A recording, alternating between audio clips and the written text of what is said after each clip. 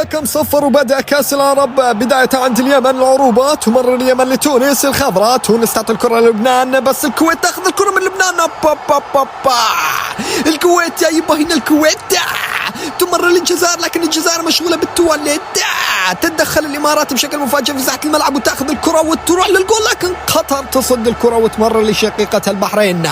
يلا يا بحرين جيب الجول ويصير عندك 3 بحر، لكن تدخل دولة المعز تقف في آخر اللحظات وتمرر لأسود الرافدين العراق اللي يراوغ العراق، يراوغ الدنيا الدنيا ترقص على المزيكا ويصحاب لمصر من قبل العراق. وهنا مصر تستعد لرمية الجزاء.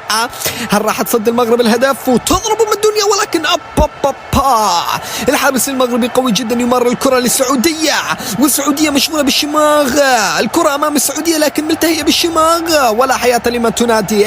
تدخل من ليبيا سريع، بتاخذ الكرة وتعطيها لموريتانيا. موريتانيا تروح لوسط الملعب ولكن تراوغ سوريا وبتقول سوريا للعرب تؤبر قلبي ما تلحقوني، بس فلسطين لحقت على آخر نفس. وهنا الحماس بدأ وكلنا بنحب الحماس، وركزوا لي على حماس فلسطين باللعبة. كوين كوين، وبعدها تمرر لسلطنة عمان، وعمان تستحوذ على الكرة، لكن هل بتسكت الأردن؟ طبعا ما تسكت الأردن، وبتأخذ الأردن الكرة من عمان وبتضرب عمان الجول، ولكن السودان بتصدها ويصفر الحكم، وكذا يكون خلص الشوط الأول من كأس العرب.